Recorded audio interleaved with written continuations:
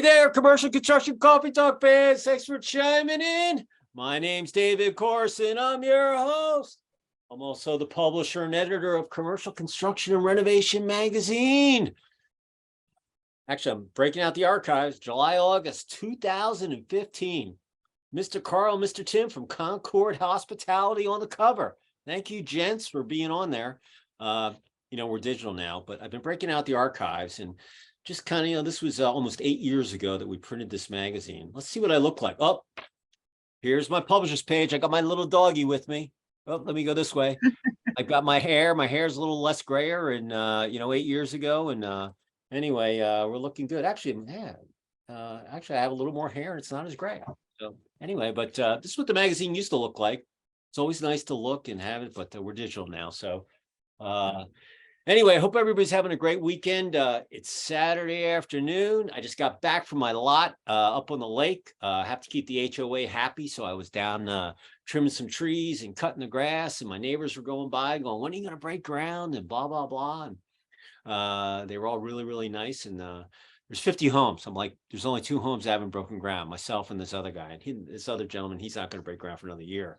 But we just got our architectural plans finished. And so, we got to go over to the county now and get the perk test and get all that stuff done, and then see what our interest rate is going to be for our loan. And and then, we'll decide when we're going to break ground. But exciting. Took a little video of the lot. I think I want to post it up on Facebook and let everybody see it. But oh my God, it's got a lot of trees, But of course, my neighbor lives across the street. He comes by on his golf cart, stops, and he goes, yeah, there's a bunch of coyotes, man. They come, it's like the highway. They come with the land behind you from the forest. They come through your land. They go across the street. They run into the lot next to you that's not done. And then they go back into the woods. And anyway, we've got coyotes are all over Georgia, just like, it's like anything else. But we don't want, look, they can take out your dog and, they're just kind of a hassle. So they were saying, yeah, I think we're going to put a deer blind up there and we're going to, stop the highway or whatever. I go, look, when I clear the land, they're not going to want to come in there, but he said, yeah, I just saw a coyote the other day in the middle of the day running across the road with a possum in his mouth, and I was like, oh God, but yeah, look, we're up in the lake, we're out in the woods, it's science in action. So, yeah, it was all dirty about an hour ago, but I've cooled off, took a nice shower. And anyway, I've got my yellow Georgia Swarm on tonight because we're playing Halifax. It's the last game of the season. We're tied with them and we have the tiebreaker. So it's 7:00 tonight in a couple hours. We're taking on Halifax, which is just across the border up in near Toronto. And if we win, we go to the playoffs. If we lose, summertime vacation. So personally, I'd like them to win. But anyway, yesterday, my Pios, they won 15-14 against Marquette. So the Big East tournament starts next week. So it's been a good weekend so far. So hopefully they'll make my night tonight and they'll win and they'll go into the playoffs. So hope everybody's enjoying their weekend and getting things done, relaxing, clearing your mindset, staying positive, and all that good stuff. So today, I have one of my favorite persons out in Arizona. She's actually up in Prescott, hanging out for the weekend. Her name is Debbie Merrick, and she's the president of DM Business Advisors. So Debbie, say hello to our audience out there on Commercial Construction Coffee Talk. Hey there. Happy to be here. Hey there. Yeah. I'm here in the wild, wild west. Yeah. And actually we have it's kind of a cool story from a construction standpoint, because my husband's grandfather was a developer, and he actually built this house that I'm actually here for the weekend back in 1953. Oh, wow. And it's actually on the forest preserve. So they do not own the land. We only have a lease. And after his grandmother died when she was 101, they just kept like paying the lease. So we literally, almost like squatters' rights. They redid the lease, and we were here for a couple more years, but we never know, because they can, at any time, the ranger can come and say, hey, whatever. But it's just such a cool spot because it's right next to a Methodist church camp and Airbnbs and all kinds of stuff. So, and trails. So it's pretty cool. So Awesome. Hey, listen, 70-year-old house, it doesn't get much better than that. I know, it's sweet. I mean, and it's all like vintage, antiques, Victorian. It's pretty cool. So. Oh yeah. Well, hopefully the ranger will stay away and be busy. Yeah. Looking for some coyotes or something, Exactly. Oh, and we saw one today on our way up here. So, Hey, yeah, I was in Phoenix for my mom's birthday a couple of weeks back for Easter weekend, and on the way to the airport, I got picked up, and we saw two coyotes, coming down from Cave Creek to the 101. We saw two of them run across in the middle of the freaking day, running right across the the road, and I was like, geez, oh yeah. they're not even phased, and it's not like, oh, there's some cars, no big deal. Exactly. It's like these coyotes. My neighbor If said, anybody gets a chance, it's a great spot. Like Prescott, and it's on the way up to like Sedona and then up to the Grand Canyon, which is actually where we're going tomorrow. oh, awesome. Awesome. Well, the reason why I had Miss Debbie on today was because we actually work together helping some businesses take advantage of the ERTC, which is the employee retention tax credit that the government was offering, and it's coming down to its the end of the wire here, but it's still available. But she also has a couple of other things that she's doing, and you always want to be in the know. You want to be when things change and things that you should know that you might want to take advantage of. That's the way as a publisher, I'm a conduit of news. So we always like when we can help people out. And that's why I had Debbie on. So Debbie, the way that this works is we do it in 3 parts. You're going to tell the story, where you grew up, brothers, sisters, you play any sports, whatever. And then how you ended up where you are today. Then we'll talk about the last 3 years of the roller coaster and lessons learned. And, we're all still here. Yeah. And then you'll leave one positive thought or phrase in your contact info, and then we'll close it out. So with that said, the floor is yours. Great. Tell us your story. Okay. Well, I actually was born in Washington, D.C., and my dad's from Philly as well. That's why. So am I. I know. So grew up in Wisconsin. My grandparents were actually ranchers in Colorado and ended up in Arizona.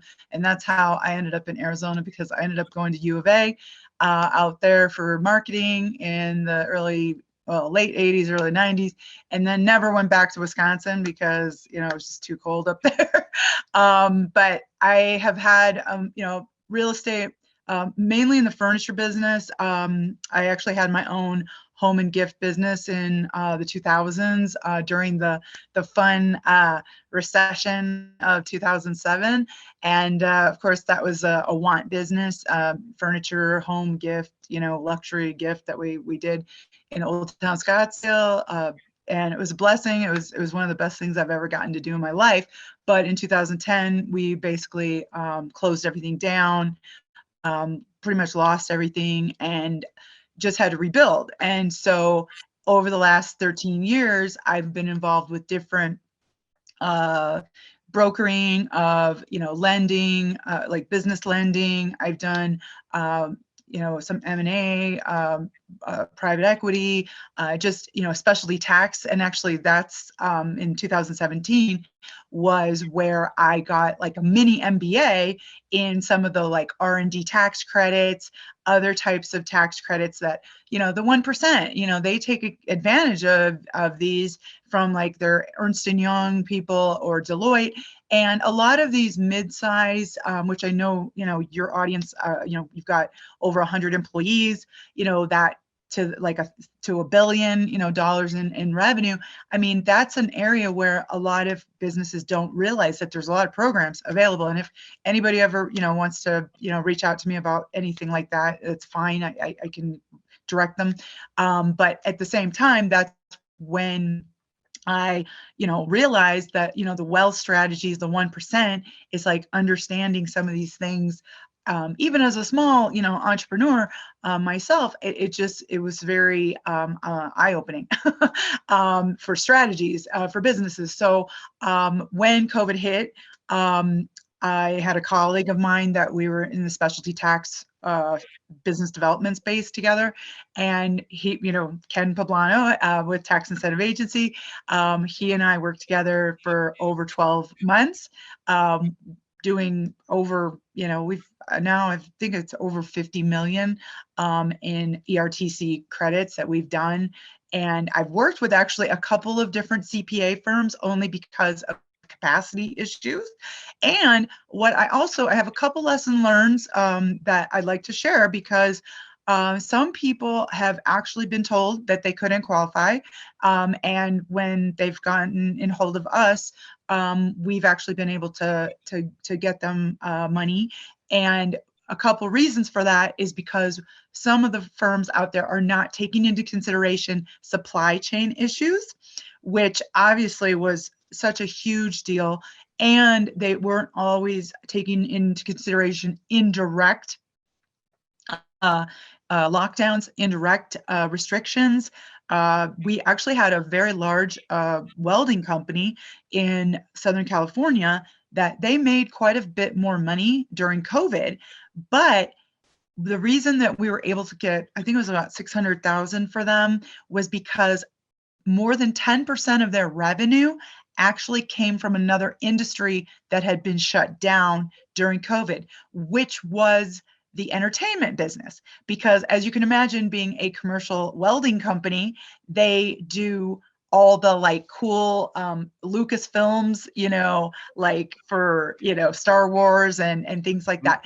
So literally our consultants were able to identify that particular part of their business that opened up opportunities. So with that being said, I've also, in the last couple months, I've had people who have said, you know what, I did the ERTC, I'm good, whatever. But their people only got them the credits for 2020 and they didn't look into 2021. We had another restaurant in Los Angeles. Their person, accountant just said, hey, 2020, you only get the money for that. And luckily somebody had reached out and got us connected. We found this woman another $70,000. And she was almost pissed because she was like, oh my God, why didn't they know this? To get me more money, because, she was restricted all 6 quarters of the COVID for the program. So again, I just tell people, like, I have no problem if people reach out to me and they just don't know. Like, they just want a second check, like, did I do it all? Did I do it right? Did I, because it's just been maneuvering, through this whole, crazy time. Hey, listen, for all of you out there, I did the ERTC before I even knew Debbie. My CPA was they're on top of it. So when I did it, it was completely different. It was the beginning of the program. They changed the rules and the way that it's funded. So I did a PSA with Debbie's partner, Ken, about 6 months ago, probably. Maybe it's been 8 months. I don't know. Yeah. We helped we helped a bunch of companies, and it was a really cool program. If you haven't done it, I urge you to take a look, and listen, I mean, we're still helping. There's still money left in the kitty, and there's if you haven't done it, I suggest that you reach out to her, because it doesn't cost you anything to find out, if you qualify for more funds, or if you've never even done it, or if your CPA is on top of things. It's kind of like going to the doctor, and the doctor gives you bad, just news, and go get a second opinion. That's all I'm going to tell you. That's not why I had her on here. I mean, she and it's just an update. We're talking about grants and stuff coming up, but the ERTC, if you haven't done it, there's still money left in that gig. So, and it's $26,000 per employee. So if you got a bunch of W-2s, and listen, we do all the reports and we see how much revenue people have. I mean, I'm doing my engineering report, I'm just getting stuff in, and bottom line is, if you haven't done the RTC, you're leaving money on the table. And listen, the government, as far as I'm concerned, listen, when they give you something that's a pretty cool gig, you got to take advantage of it. So that's all I'm going to say about the ERTC thing. So absolutely. Yeah. But, so we ended up like expanding, because this was what happened was my husband and I have had like a digital marketing agency since like 2010. And so because we did such a huge program with our landing page, because we created this whole marketing program for the ERTC for these particular CPAs. And so we just realized that, oh my gosh, like when this program's done, it's like, well, what else, we want to be more value add for businesses because we're entrepreneurs. Like we are scrappy. Like we know that like you need strategies, you need resources, you need connections, for like either getting started in business or scaling your business or, anything that involves, financials. I mean, even the people that are getting their ERTC credits, it's like, well, what are you doing with the money? Like, what are you, strategizing to leverage the money? Because, when some of these people ask me like, oh, well, what if we have to pay this back? And I'm thinking, you don't necessarily have the right mindset. It's like, what are you doing to leverage that money so that maybe it grows into, 2 or 3 times what that was? And, some people are putting it into, commercial real estate, multifamily, whole life insurance policies where they can borrow it against, to invest in real estate, things like that. So again, it's like a lot of times when you are taking advantage of grants or, these types of tax programs, it's like you want to look at it from a strategy on like, hey, how am I growing my business? And so that's what we realize is that, so now we're getting involved in some other areas where we're able to, do another check-in, like what are you spending on your workman's comp? Like we're working with a workman's comp expert that like this guy, the partner in another, he's actually in LA area. And it's really funny because his partner is one of the top people in the United States who sells milk. 3% of the milk supply comes from this guy. And so what he realized, he actually had a business model that in order to price compete with all his vendors, he had this like software and this whole like program. And so he actually he put that program that he had, and he actually put it into the workman's comp, like bidding against each other. So because a lot of times when people renew their workman's comp, the people, their agent doesn't give them an opportunity to go shop like the market. And I never really had that many employees, but as a retailer in the furniture business, but when I've understood like what's going on with this is that people like, there's no difference in workman's comp. It's not like, oh, this is a better company than this company. It's like, it's all the same. Like it's like, I don't know what, it's just, there's no difference. It's not like you can't get the Gucci of workman's comp, or something like that, No, listen, so my wife's a contractor. We go online and yeah, we've got our company insurance and we've got exactly. NOAA, Yeah. and then we have a Right. workman's comp, because you just want to, look, if someone slices. Right. But they normally give you like maybe 3 weeks before and they go, oh, I already took care of it. Like and it's like, not necessarily. Like these guys that we're just starting to work with, they actually have gone in, like it was a restaurant group and they saved this company like $82,000. Oh yeah. And it was like, are you kidding me? And especially in certain states like California, where they're paying like 8 times the amount in, for their, policies. So again, like, we're just, like I said, we're just excited because we're getting involved in some areas where people might not, have a guy, like everybody's got an insurance guy. But and some people have workman's comp person, but do you have somebody bidding against all these other companies to make sure that you're getting the best price, period? Over the last 2 years, listen, I've been a publisher. I had everything. I took a really hard look at everything over the last couple of years, and I changed my insurance. Yeah. What we're licensed in the state, and for our contracting business and federal, and I switched the insurance, workman's comp. Mhm. I took a look at all of that stuff. Absolutely. Yeah. My cell phone, internet. I mean, I looked at everything, and I I just know. I mean, especially with what's happening with this inflation, like it's insanity, you know? And so so the other area that we're expanding into is actually trash and recycling, um, uh, the money that people are spending every month in those areas. And I again have just been blown away by. I actually got connected to these guys in Rancho Bernardo, like La Jolla area in California, and SoCal. these guys have been in waste management for like 20 years, and they're disrupting the industry as well.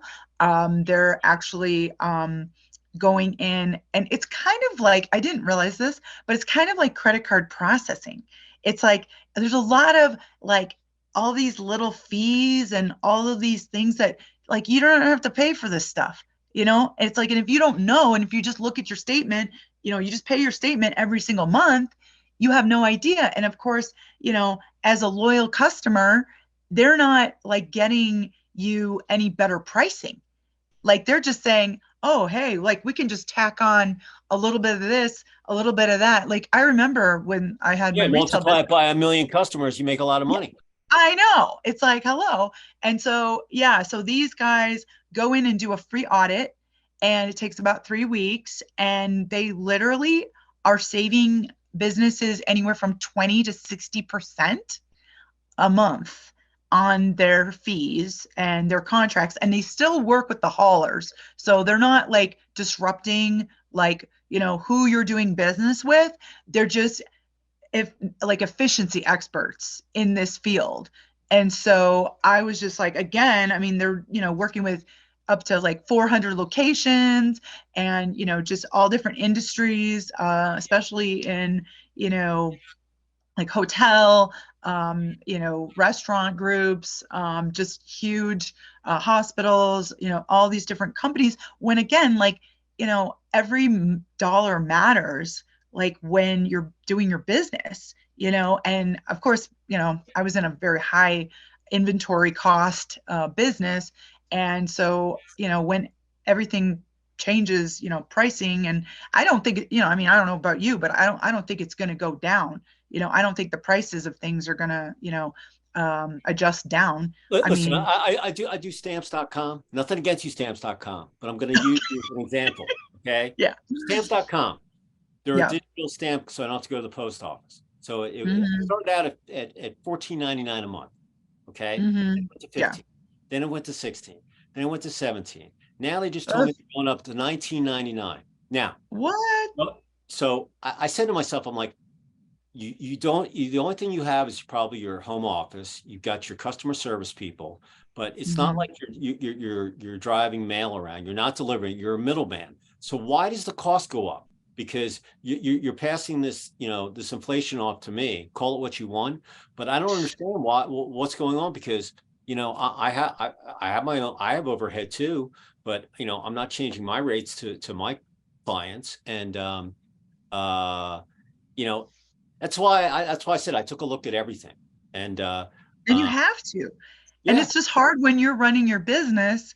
It's like, you know, to go out and shop all these things and do all this stuff. I mean, it's like impossible, you know? yeah, And so that's why, you know, we're just, you know, positioning ourselves as like a concierge to where like we've already been helping, you know, so many businesses in some different areas. And then myself too. It's like, I mean, I'm a connector.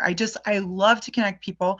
And if people, you know, need help with things, or, and you know, to me, it's like, I don't even, you know, it's not not everything's monetized, you know. It's like, hey, you know, I've been joining some mastermind groups. I've been doing some different things just to be out there and get a sense of like really what's, you know, what's going on, and like how can we all help each other, because, you know, they're already talking about like this next COVID thing or whatever, and I'm like, oh no, oh yeah, no. yeah. No. Listen, you know, the whole roller coaster over the last 3 years. Yeah. You know, uh, I'll tell you one thing. I've learned a lot over the last couple of years, and I don't go down Hmm. the rabbit holes, you know. And Right. Yeah. But one thing I know for sure is change is coming, and the truth Yeah. is coming out. And Yeah. when it does, hopefully it wakes a lot of people up. And I've learned a lot about history, and I can't imagine myself looking back 20 years ago that I would even be saying any of this stuff. But I haven't, I don't watch the news anymore. Mm-mm. I go to, off-site news resources, and I've learned a lot. And Sure. the and that's why I said I reevaluated everything. So I learned a lot about my business, Mhm. about my personal, just everything in general. And right now Mhm. I've taken a digital boot camp, became a certified digital marketer affiliate. Oh, great. Yeah. Now I'm in a digital class. My website, we just went over 3 million for the second time in 6 months, for a month. And Wow. yeah, Congrats. yeah. So it's been an amazing, ride. But like I said, the reason why I had Debbie on was because we helped some people out with the ERTC, and she's got this new gig, with the waste and so forth. And as we go through, we're almost halfway through the year, and 2023, it's crazy that it's almost already May. It's just I know. I can't even believe how fast this year is yeah, going. it's going really, really quick. And so if you're out there, number one, if you haven't done the ERTC thing, reach out to Debbie. She's going to give your contact, in a couple of minutes when we finish up. But if you like to have an owner on your company and so forth, there's nothing wrong with it. You should always get a second opinion, or just have someone that doesn't have any skin in your game, just to kind of look at things and go, hey, you should think about this, or what, you're good. I mean, that there's nothing wrong with that, because the day I stop learning is the day that I should go do something else. So Oh, all for that. right. Yeah. So Exactly. and so you don't have to be scared, and you just have to keep your mind open, and uh, that's where I'm at. So well, let's talk about like the last 3 years. So from your own standpoint, the roller coaster, we're opening up, depending on Mhm. what state you were in, everybody's kind of back, but things have changed. People know that Mhm. Yeah. they want to go to concerts, they want to go to baseball games, they want to go to the park, but they don't want to go to their office. They want to work out of their house. So, Mhm. that's the biggest thing that's changed. People realize that they have more to life versus just work, work, work, work, work. And as a business owner, if I had, employees and a lease and an office, I'd probably be up at night going, oh my God, what Yeah. am I going to disrupt the cart? Do I want to offshore it? All of these things. And so that commercial real estate right now is, I think I saw a thing the other day, 49% occupancy state, Oh occupancy. my gosh. Yeah, that's it. And a lot of companies Whoa. are not going to, they're not going They're to, not coming back. Yeah. no, they're not going to renew, and they're going to have to do. Now I'm in the commercial side, so something's going to have to be done with those buildings. So it's really not that. I feel bad Yeah. for people that own those properties, but someone's going to pick them up. They're going to revamp them into whatever they're going to be revamped in, and it's like reading the paper. You got to read like 3 or 4 paragraphs down. Oh, this ABC retailer is going to shut down 20 stores, but if you leave 3 or 4 paragraphs in, but they're going to open up 15 brand new ones. Maybe they were dark. Right. So Mhm. in our side of the business, just like when the shutdown happened, if you were a hotelier, you had all that, normally if you did a revamp Mhm. of FF&E Yeah. and paint or carpet or all that stuff, you probably did it floor by floor, and you had to lose that Right. revenue. Now, when the Mhm. shutdown happened, the smart hoteliers, they did all that stuff. So when the country opened up, they had a brand new property, basically. Well, the same Right. building, but refreshed, Mhm. and Sure. Yeah. or rebranded, whatever word you want to use there. And uh, so, and in retail, they refresh stores every 3 to 5 years as it is. If you're not Right. growing in retail, if you're not building, you're dying. So it's Mhm. and you can't build a hotel in a week, or 6. Those things. It's just like a retail store. They're all in this.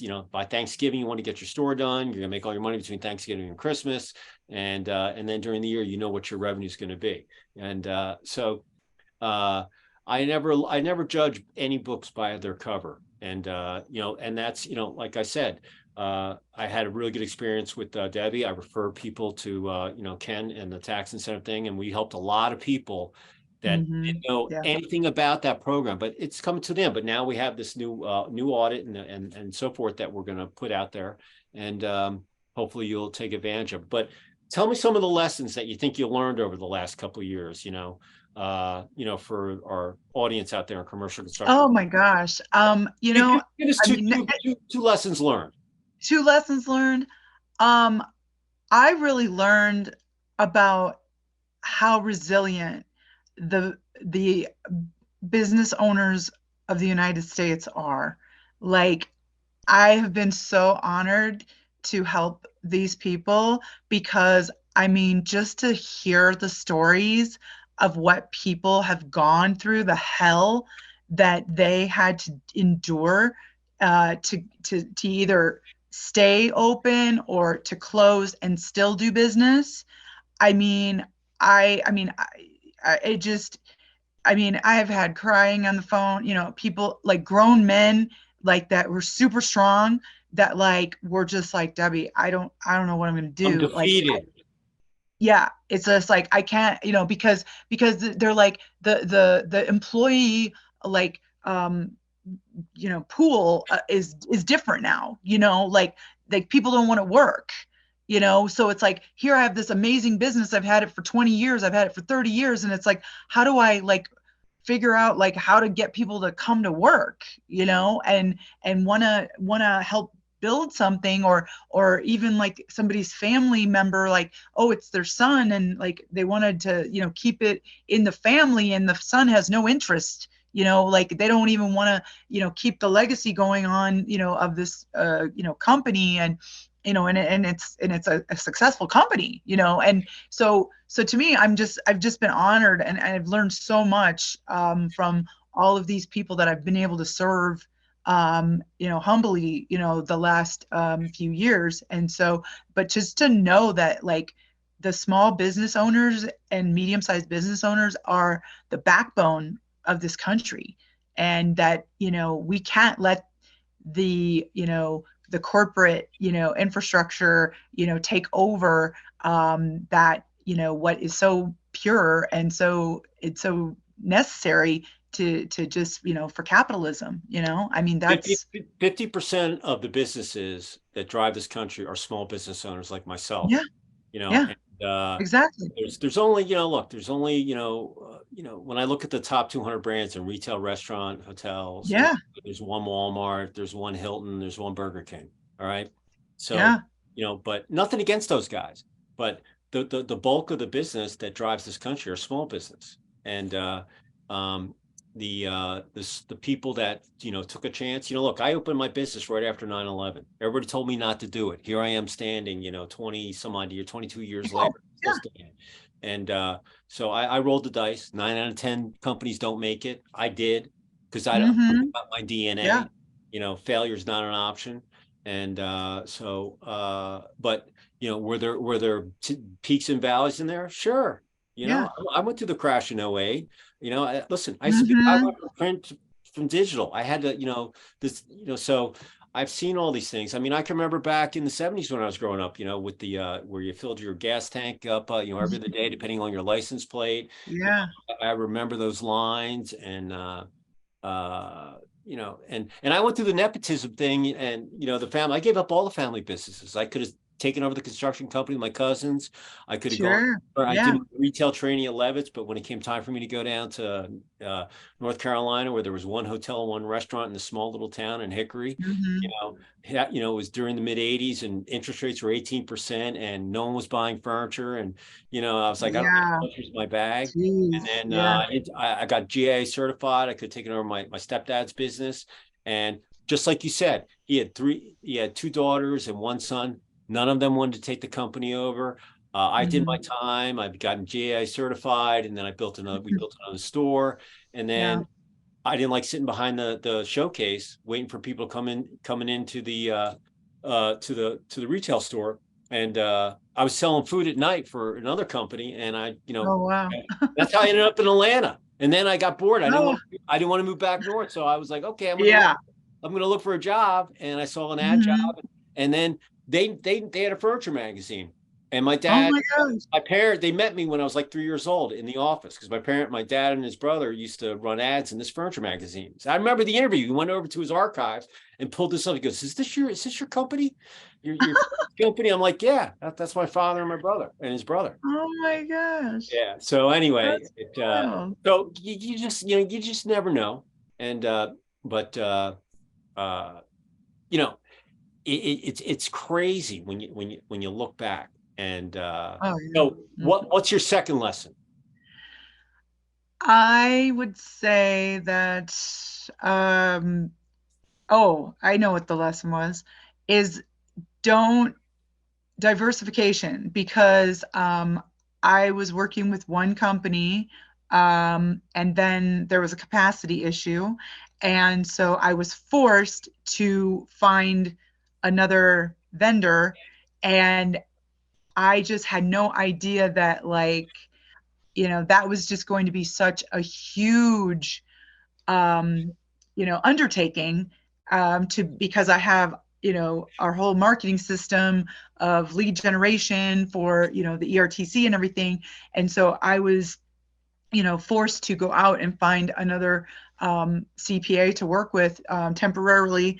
And then, I had to negotiate the contracts. I had to do all these, stuff. And because you are upfront with people, and I, let people know exactly what was going on and everything, I didn't have one client that left us, and I didn't have one of my referral partners that left us either. And I had to make major adjustments. I had to make, so again, like, just that whole pivoting when, you think you have like your one company that you're working with, and then all of a sudden you have to, move and shift and like overnight, basically. I was given like 5 days notice, and, I was able to, go ahead and get everything done. So it's just that word pivot, I liked it in the beginning, but I've heard it so many times. I know. I didn't know what else to say. So here, I tell people, hey, be flexible. I like putting it. I like putting it in sports terms. Okay, like tonight, like Georgia Swarm. Okay, they play 4 quarters, 4 15-minute quarters. There's two quarters, halftime, and then there's the third and the fourth quarter. Mm-hmm. And most of the games, like in sports, are won in the last 5 minutes. So you could go have a game plan. They've already played this team twice. All right, and they have video. They have all this. They know who all these players are. They know where they shoot. They know how the goalies. It's like anything else. But you can have a game plan, and they're going to go in, and then at halftime they might have to scrap the whole thing and go, "We're going this route," and that's how we're going to finish the game out. So it's if you're not flexible, that's the biggest thing over the last 3 years. Having all this, when the shutdown happened, I used to have all these conversations with people. Go, okay, where am I liable if someone gets sick on the site, or what if they brought it in, or these were all these things that you had to put the jargon in all these contracts, whether you're an engineer, an end user, contractor. This was the biggest thing about the verbiage, and the attorneys in the legal system is just I wish they would just make it simple, and then but you have to protect yourself. And but the people that had people in the office, and then they had to transfer them to the home, get themselves set up. The ones that did that quickly, and then they trusted their employees, and their employees proved them themselves. Now they're like hybrids, and they're more productive. I had so many people over the last couple of years said these are the best 2 years that we've ever been in construct. They were all busy. I could have done more business if I would have been able to find more PMs, more permitting, or more superintendents. I've had clients say that they turned away business because they don't want to bite off more than they can chew. And if you don't deliver, you don't want to ruin your reputation. So and the labor force has changed. It just has. There are people that don't want to freaking work, and it drives me up the wall. And then there are other people that want to, just, work their tail off. So it's being flexible, and you got to have the mindset you want to be able to learn something new every day. That's just the way that I am. I want to learn something new every day and apply it. Or even if it's just a knowledge nugget or whatever, and stick it back in my backpack, of knowledge, and I can pull it out when I can. And So yeah, the pivot thing I liked it in the beginning, but I don't like it. I know. I just was like trying to figure out Oh, I what to know. say. Not, yeah, no, no. Well, and the other thing is that not only being flexible, but like having different vendor, like having more than one vendor, for something, because, as a backup, because I just didn't know that was going to come into play, and so now I'm like, my gosh, I'm like, anything that I'm working on now, I'm like, okay, I'm working with at least two, maybe three, If you're like as a contractor, you have your plumber, electrician, concrete roofer, whoever those subs are. Mhm. My advice is I would always want to be able to look and give someone else a try, just so it keeps Right. a shot across the bow of everybody else to keep them like, oh, I do all of this stuff, and you never want to be comfortable in that. Yeah. You always want Right. to be looking for someone else because there's always someone else out there that's going to be more hungry. They'll do a better job. They might save you some more money, and the other people Hmm. become complacent. And so I always, I people all the time, hey, I'm looking for this, or I'm a conduit. So Hmm.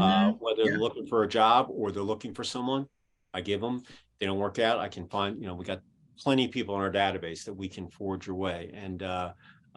It's huge. yeah, That's smart. yeah, being That's smart. flexible.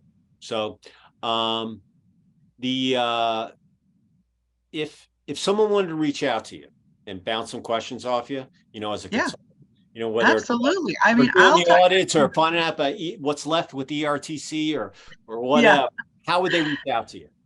Okay. Well, our website is dmbusinessadvisors.com. And I also can be reached at debbie@dmbusinessadvisors.com. And I'm on LinkedIn, Debbie Merrick. I'm also on Instagram on Girl with Vision Global, and Facebook. And I mean, and if you reach out to David, I'm sure he could get in touch with me too. But like I said, I would love to, connect with people and understand like what they're dealing with in their business, and if I can help. I do have a retail background, bricks and mortar myself, so I come from that space, and believe me, it's not for the weary. Yeah, no, hey, listen, Oh yeah. retail is a very competitive sector, and it doesn't matter if you're in Man, the I'm so store. glad I got out of it when I did, man. It Uh, changed completely after 2010. Yeah, yeah. You listen, 100%. at retail, it's very competitive, and it's not for the weak-minded. You got to have tough, Yeah. thick skin, and roll with the punches. Every day is going to be Oh different. It's yeah. the Yeah. wild, wild west, as far as I'm concerned. Hey, Yeah. if anybody wants to get in touch with me, they can reach me at davidc@ccr-mag.com. And like I said, we just went over 3 million people. I mean, we had 29 million people at the website last year, and That's awesome, so we're man. it's been an amazing ride. And it's like, I know you don't like me saying this. It's like playing the lottery. If you don't buy a ticket, you can't win. So if you don't send me something, I can't find a place for it, on our social media. Yep. Getting the magazine is tough, but you never know. We just had our, 6th annual. I think I featured over 60 projects. I'm going to add up all the square footage of all those projects. I'm going to, put it in. Whoa. I put it out there, but there were a lot of projects that we put out there, and there were some big ones. And but if you don't send me something, I can't find a place for it. So send it to me. It could be a charity. It could be personnel announcement. It could be a case study. It could be whatever. Let me be the decision maker as far as of its importance. And I go through everything. I might not get back to you right away, but I answer all my emails. And you can call me, on the phone or whatever, and I pick up. So it's I'm still very personable. The phone is your biggest ally. All right, it just is. And if you don't have your clients cell phones in there or Gmail accounts, I mean, texting is like the best thing ever, because everybody answers a text. So if you ever want to get in touch with them, text them, or actually pick up the phone and call them. I always like making X amount of calls a day because I send so many emails, but I pick the people that I really want to talk to. And it's amazing, just because, or do a Zoom call or whatever it might be. And so I totally get it. If there was one positive thought or phrase that you want to leave with our listeners out there on Commercial Construction Coffee Talk, what would it be as we leave and close out?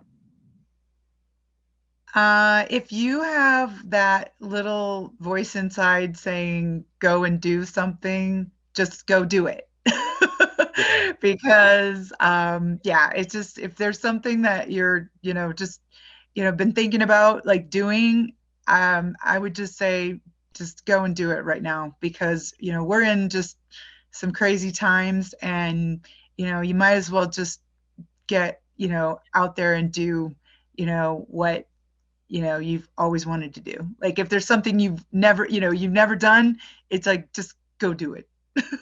I took this digital class and I had to build a business page for my marketing company. It's called 𝐷𝐎𝐿 Marketing LLC. That's my digital company. So anyway, we had to build our business site. So we have to season it, and so the other day I posted on my business page, it was what